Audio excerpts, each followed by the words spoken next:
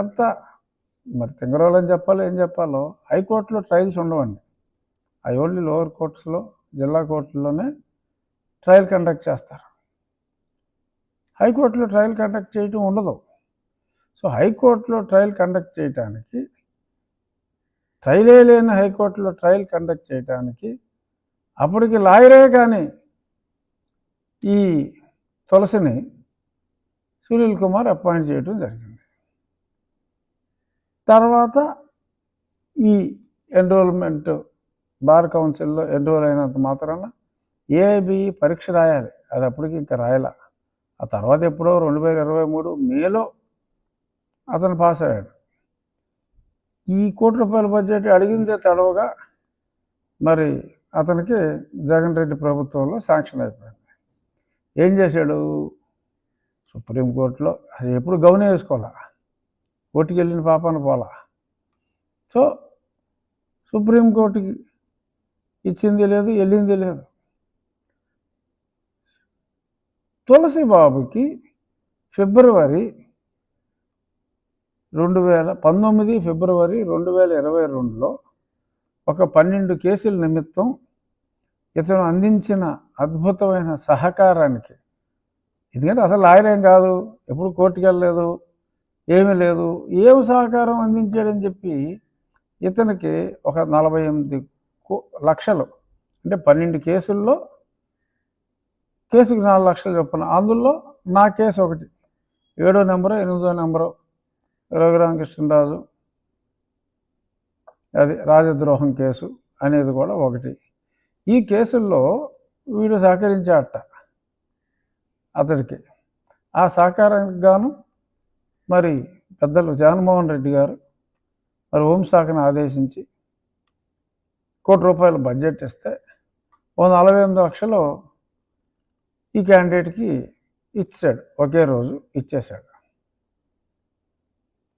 ఏంటి మరి ఇంతకంటే నీచాతి నీచమైన బ్లేటెంట్ ఓపెన్ కరప్షన్ ఇంకోటి ఉంటుందా?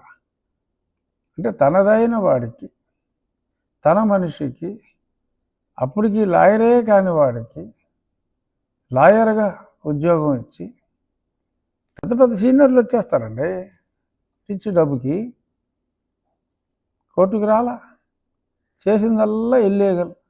ఏంట్రా బాబా మిగిలిన కేసులు అంటే ఏదో అగ్రిగోల్డ్ తెలుసు కదా, లాస్ట్ టైం చెప్పా అగ్రిగోల్డ్ ఎలా లూట్ చేశారు, వీళ్ళందరూ ఆ ఎర్రచందనం ఎలా కొట్టేశారు ఈ సునీల్ కుమార్ ఈ బ్యాచ్, ఇదంతా కూడా గతంలో నేను ఎన్నోసార్లు చెప్పాను, రిపీట్ చేయక్కర్లా. కానీ ఇందులో చాలా స్పష్టంగా ఆ అగ్రిగోల్డ్లో ఇంకోటి ఏదో అభయ గోల్డ్ అని ఇంకేదో ఉంది, ఇలాగా కొన్నిటిల్లో అక్రమంగా కేసులు పెట్టేసి మరి అందులో ఈ సహకారానికి, ఈ తులసి సహకారానికి మరి రుణం ఉంచుకోకూడదని మరి ఇతను ఇవ్వటం ఇష్టం లేక మరి తెచ్చుకున్న డబ్బుల్లో మరి ఏమన్నా ఇచ్చేది లేదు తెలియదు. కానీ ప్రభుత్వం సొమ్ము మటుకు, ప్రభుత్వ సొమ్ము అంటే మన సొమ్ము, ప్రజల సొమ్ము, ఆయన 48 లక్షల రూపాయలు ఒకే రోజు ప్రముఖ న్యాయవాది, సీనియర్ న్యాయవాది అయిన గుడివాడ దందాకోర్ తులసి బాబుకి సునీల్ కుమార్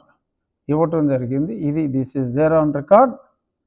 నిన్న కోర్టులో మరి ప్రభుత్వం తరపున ఈ ఇతను తులసిబాబు బెయిల్ అడిగినప్పుడు ప్రభుత్వం తరపున వాదించిన సీనియర్ న్యాయవాది శ్రీ పోసాని వెంకటేశ్వర్లు గారు కోర్టుకి సబ్మిట్ చేయటం జరిగింది ఈ వివరాలన్నీ.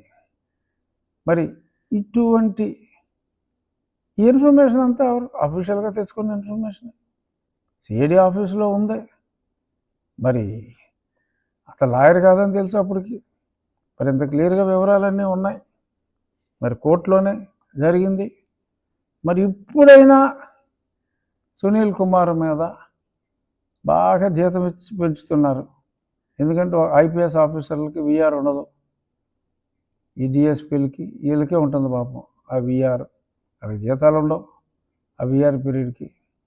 మరి ఇతనికేమో సుష్టిగా జీతాలు ఇస్తున్నారు. ఆఫీస్కి వచ్చి సంతకం పెట్టమంటే పెడతలేదు, ఎందుకు పెడతలేదు అంటే అడగరు. మరి ప్రభుత్వం వాళ్ళు కొత్త అల్లుని పోషించినట్టు మరి అతను పోషిస్తున్నారు, పని చేయకుండా జీతం ఇస్తున్నారు. అతను హైదరాబాద్లో కుదిరితే అలా అమెరికా, అలా వయా దుబాయ్ వెళ్ళి